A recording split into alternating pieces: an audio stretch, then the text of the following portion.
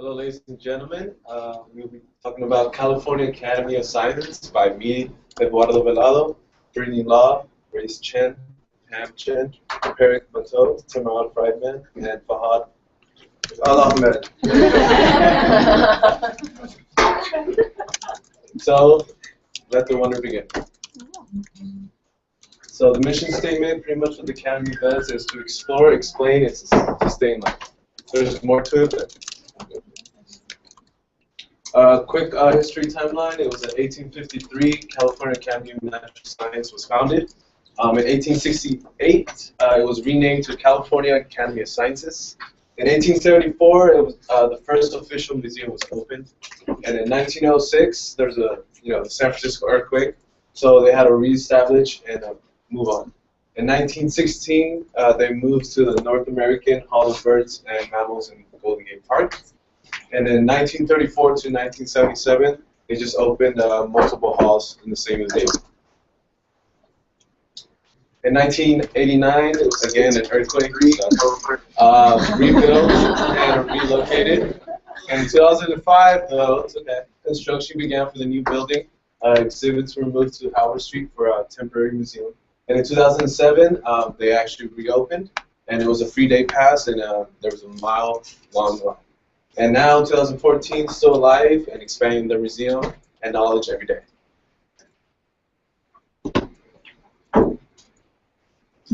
So before we got into anything, we wanted to look at their brand narratives. So we went and analyzed the different pieces of the brand narrative. So we'll start with their brand pillars. So what are their value props? Like, why are they here? What are they doing? So we already went through the tagline, let the one begin. And the mission is to explore, explain, and sustain life. So they really are driven by two questions. Like, they want to really research, how did life on Earth begin, and how do we sustain that life? And everything they do is driven by those two questions. So the building itself is great and sustainable, and all of their exhibits are basically built to inspire and educate the public on these two pieces. And they have leading edge research, and everything they do is to do educational outreach. So in looking at support issues, mainly, I mean, if you go to a museum, you're probably just thinking, what's it going to be like? So in looking on things like Yelp and TripAdvisor, a lot of the critiques are more so about if visitors enjoy the exhibits, if they find them educational, and do they feel like they're entertaining. But most of all, do they see the value of the mission statement? Do people feel like they're learning about sustainability and how to preserve life on Earth? But other than that, the museum itself is actually pretty open to contacting them. If you were on the website and went to the contact webpage, they list every department with all their phone numbers and email addresses. So you are free to contact them for anything you want to ask them. So the next one is search. So how are people finding out about the museum? It's pretty much like a tourist attraction in the city, so you can find it on city. I want to go back.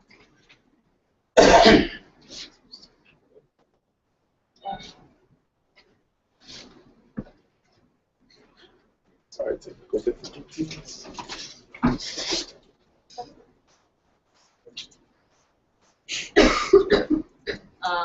Okay, so search. It's on a lot of city attraction lists. People find out about the company events. No, it's just a trigger. I'm just kidding, okay. And then people find out on search engines for things to do in San Francisco, school field trips, travel websites, but most of all, I believe word of mouth. Like, anyone who lives in the city knows about this museum. So anyone that comes, or if people are asking, like, what should I do, it's pretty much talked about a lot amongst people in general. And then content, which we'll go through in more detail individually, but what we're going to focus on for the most of this presentation is what they're using to really talk about what they do, either through Facebook, Twitter, Instagram, their blogs, YouTube, and Pinterest. So another piece is fan interest. We thought about what people who go to the museum probably like to do. Pretty self-explanatory, but they really like art, adventuring, nature, education, music. They do music events there, science, the city of San Francisco, the idea of community, and probably traveling as well. And we talked about their target market. Pretty much all ages. If you go to the museum, you can see anyone there, from toddlers to like senior citizens. And a lot of their attractions are intended for different age groups. For example, there's like museum sleepovers for kids. There's and families. There's lectures and workshops for like adults or students. And then there's nightlife on Thursday nights for young adults. It's a 21+ event with like music and booths. And then the exhibits are for all ages. You can just walk around. There's really nowhere that it restricts someone from not being able to go. And it's the idea that everyone can be educated on scientific life and sustainability. Mainstream media, Google search just proves that if you Google it on news, most people talk generally very positively about the museum. Mostly it's about what they're doing in terms of basically a strong focus on their sustainability efforts, which is sticking to their value propositions. And a lot of it talking about who they're hiring to drive these initiatives, so any like educational figures or whoever they're hiring onto their board to drive future initiatives. And then the community also talks, the community also talks pretty strongly just about the museum itself. They do like 7x7, which is a San Francisco-based magazine and website, did like a contest for free tickets. They promote the exhibits. There's fundraising events that are held at the museum, so it drives the community to the museum. And you know, just again, like I said earlier, people talk about it as like a must-see thing. Like you have to go and check it out. And there are local events, again, like museum sleepovers, lectures, workshops, and nightlife, which is awesome. You should go. So the next thing we did is we analyzed California Academy's paid, earned, and owned media, kind of breaking it down to further analyze more so what we've already done. And so to start, Let the Wonder Begin. It was actually a multimedia campaign created by an advertising company that they hired in 2010. So they paid someone to basically come up with an initiative. How are we going to? What's our brand story? You know, what is our tagline? What are we going to live by? You know, we have a mission statement, but in a more condensed way, what can we say in just a few words to show interest and kind of start that, highlight kind of moments of wonder and interest. And so it's not just limited to social media. It's on TV now, print, digital, radio. I know when I listen to Pandora, I hear a lot of nightlife advertisements on the Pandora station. So earned, the majority of their earned media is word of mouth, thanks to it, you know, being one of the top attractions in California, and then obviously a top attraction in San Francisco. And then owned media, which the rest of the team is going to talk about in more detail, is just each channel that they put content through. So we're going to just take a look at what they've done in the past, what they're currently doing, and then from there kind of build our own strategies, see what they can do better. So for Academy blogs, they currently have 3. The Academy blog is written by scientists and employees and also visitors, and it's stories about the current exhibitions or exhibits, or the stories about how the animals are doing and things like that. They also have another one called Teachers Lounge, where they post workshop events and training events where teachers can go to the academy to get training on how to talk about the exhibits. And other teachers can also post interesting science-related workshops or classes that, you know, it's just like a teacher's forum. And then lastly, the Family Sciences blog is run by someone from the academy, and pretty much the person just blogs about the environment, different topics about science, and also about the exhibits that are occurring or currently being shown at the academy. So for recommendations, we recommend that they improve the participation from visitors, where they can post pictures or post their own blogs about their experience at visiting the Academy of Science. And also to encourage children to write about their experience and kind of write stories about what they did at the Academy of Science, and like host a competition with that, and maybe have a blog that posts the best stories that children write. And then also increase content words for their blog. Right now, most of their blog content is all about the animals or certain specific topics, but it doesn't really mention the Academy of Science too much. So if you were to search for it, in the search engine, they'll pull you back to the official website, but in reality, it's just, it doesn't have that much content in terms of keywords. All right, now let's just throw some light on Facebook. Let's just see how Cal Academy does on one of the largest social media platforms, Facebook. We've said this time and again that every storytelling is one of the most, it's not only the art, but it's one of the most important ways to engage your audience, to engage your fan. And now the big question we had was, how did the Academy actually do when it came to the social media platform as far as the Facebook was concerned? Now, if you look at the data, we actually did a very detailed analysis of how they're doing as far as Facebook is concerned. State of California has got, we're not even looking at the global level, we're not looking at the national level, we're trying to restrict ourselves to state of California, which is approximately 40 million population. And if you look at the Facebook page they have, it's just about 100K likes. And I think that's pretty low, and there's a lot they could do in that area.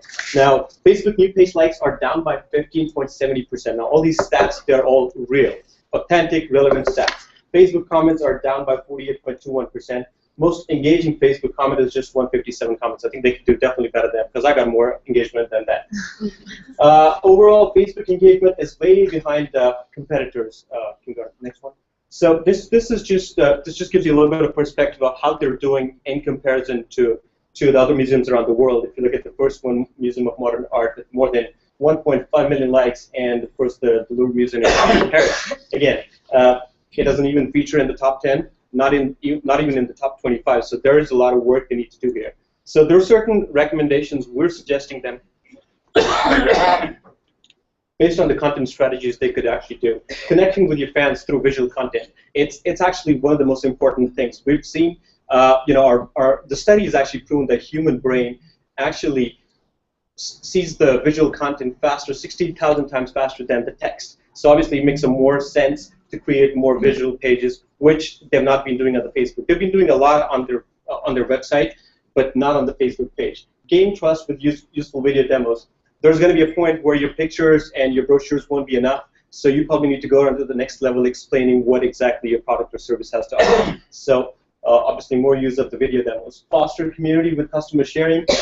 It is the crux in social media to create relationships for your fans, followers, and customers. You need to actually get some feedback from them. Like we talk about user content generation. I mean, any sort of feedback you get from your fans is something you could be using eventually for your content generation. Build a targeted community. They've not been focused on certain areas. Being a research institution, they do say that it's not a place where we actually bring the kids and they learn science, but it's a very viable and very effective community research institution. So they need to focus more on kids and more on parents, who they think they could be the target audience. And finally, and the most important, listen to your customer. User-generated content is the holy grail in social media. It's, I think, one of the most important things. Getting feedback from your customers, from your potential audience, and use that in your Facebook basically postings. That's about it. And Fad's going to be talking about Instagram. Instagram. Just wow. a picture. Okay. Cal Academy has been on Instagram for almost 121 weeks, according to Instagram, which is 2 years and 4 months. When you first see the data, it's like, oh my God, in 2 years, only 332 posts. Over 1 million visitors. They only have 4,700 followers. But we'll say, let's check out other museums. Smithsonian, they don't even have Instagram. Boston Museum of Science, yeah. Denver Museum of Nature and Science.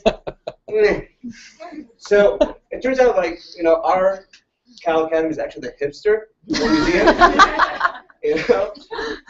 But is it enough? What they're doing, is it enough? So next slide. Well, first of all, Instagram gives you 15 seconds to put videos there.